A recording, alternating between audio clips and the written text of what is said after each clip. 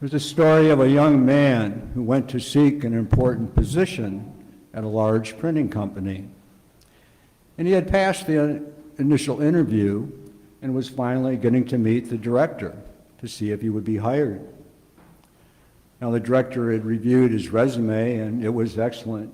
A very well scholastically trained young man. But he asked the young man, did you go to school on a scholarship, or did you work and earn the money to go to school? And the young man said, no, it was my father who paid for my studies.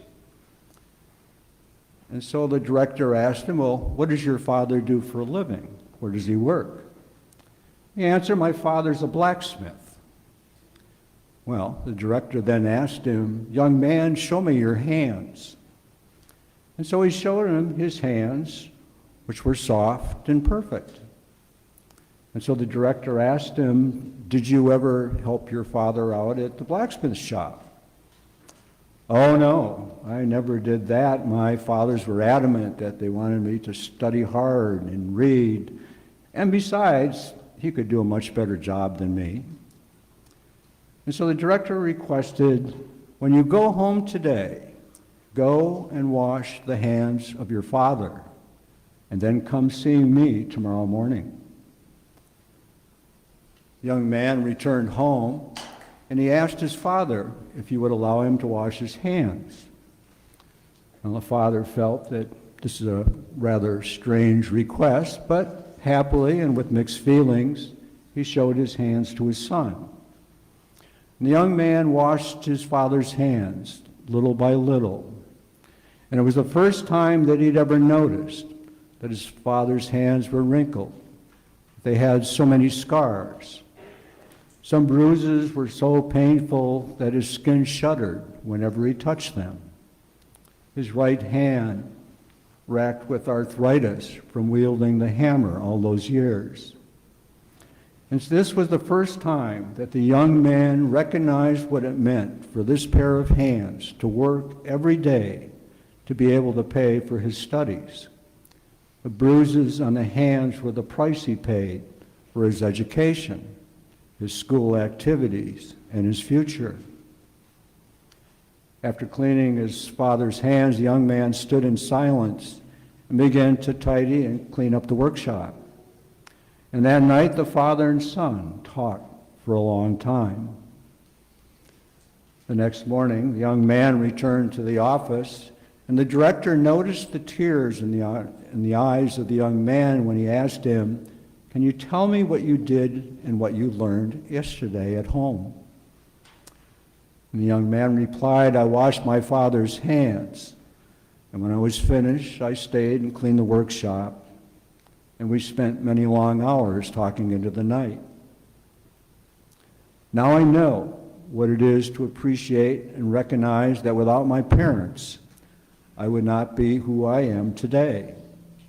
By helping my father, I now realize how difficult and hard it is to do something on my own. I have come to appreciate the importance and the value of my family. And the director told him, this is what I look for in my people. I want to hire someone who can appreciate the help of others, a person who knows the hardship of others to do things, and a person who does not put money as his only goal in life. And he hired him. Now, during this time of the pandemic, with everyone coming to Mass with a mask on, we find all of our attention drawn to our parishioners' eyes. And the eyes, like the Father's hands in our story, tell us so much about someone. We can see their joy, their sorrow, their serenity or their panic. We can see their energy or their weariness. Today we celebrate the Feast of the Holy Family, and we are here to offer all the members of our own families on the altar for God's blessing. And today we proclaim that the Holy Family is that model that we should all be following. And for most of us, that seems nigh impossible. With the image of the creche in our minds, the Holy Family appears so warm and so cuddly. Jesus, the Son of God, Mary conceived without sin, Joseph, the righteous man.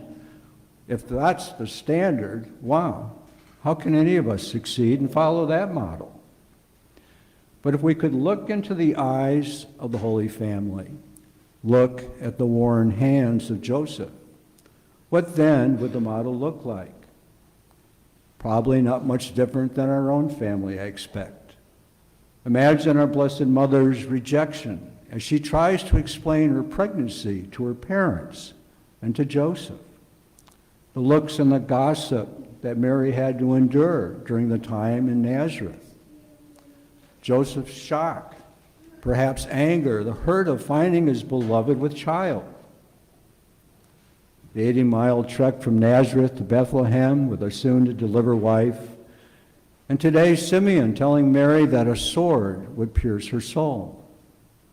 If we could look into their eyes, we would see, yes, the joy of the newborn child, but also the same weariness, concerns that we experience in our own families.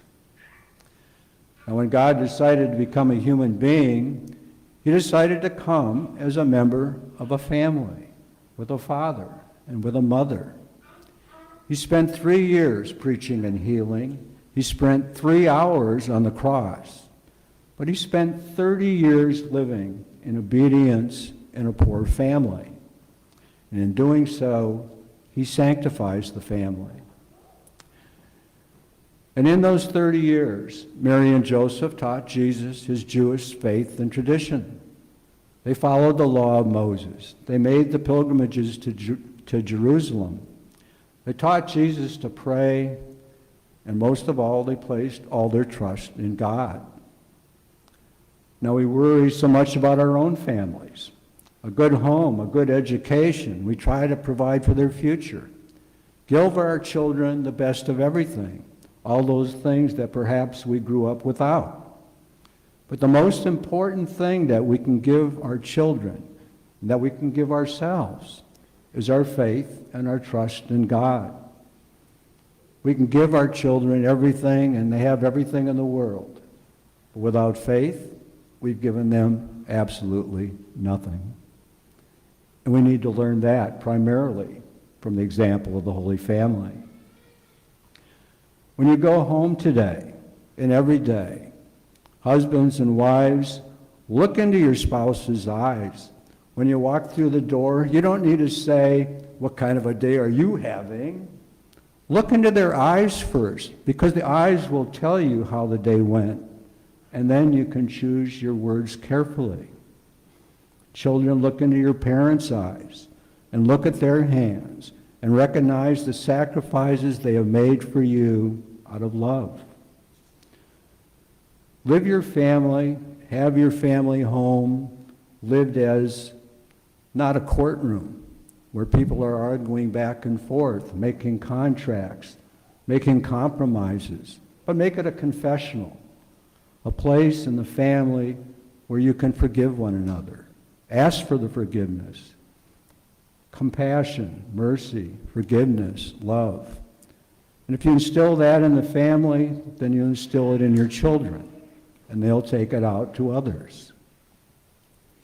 And what about those who come from the broken homes? Those who have lost a father, a mother, a parent? How does this all work with them?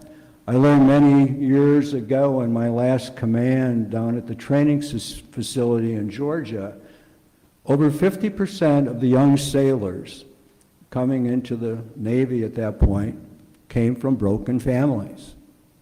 And so perhaps their vision of a father, their vision of a mother, wasn't any kind of ideal that we'd aspire to at all. Their attrition rate was almost 20%. 20% of those kids couldn't make it through their schooling. And I got down there and I was told, well, that's not bad because Navy-wide it's about 25%, but that wasn't acceptable. And so I took our senior leadership, chief petty officers, and I put them in charge of each class. They each adopted a World War II submarine, made the pennant that the ship flew, learned the history of the ship.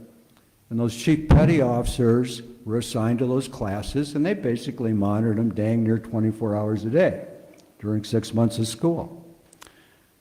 And the backlash was tremendous because those chiefs told me, "Whoa, we're not their fathers." And I told them, "Yes, you are." And that example applies to each one of us here in our parish community. Our men here are fathers to each child.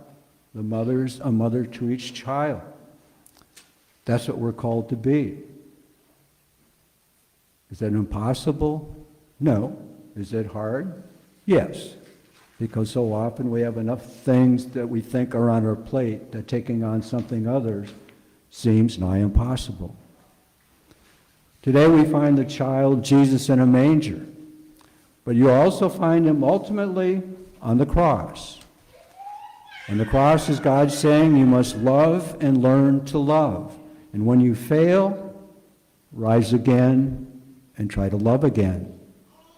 Because ultimately when Jesus is on the cross, everything is taken away from him. And what he says to his Father is, "Into your hands I commend my spirit." But to God himself he also says, "And you must forgive them, for they do not know what they are doing." And that's the love we need in our homes. And suddenly there is the ultimate triumph of love, the little baby in Bethlehem who now comes forth as the Savior of the world. So let us rejoice this Holy Family Sunday and look again at all the members of our family. The family is the only place where they have to take you back, no matter where you have gone or what you have done. And this is because God has chosen for himself the most sacred institution, which is the family. We must honor it, we must support it, we must learn to forgive in it. We must learn how to love in it, and above all, to pray and put our trust in God within it.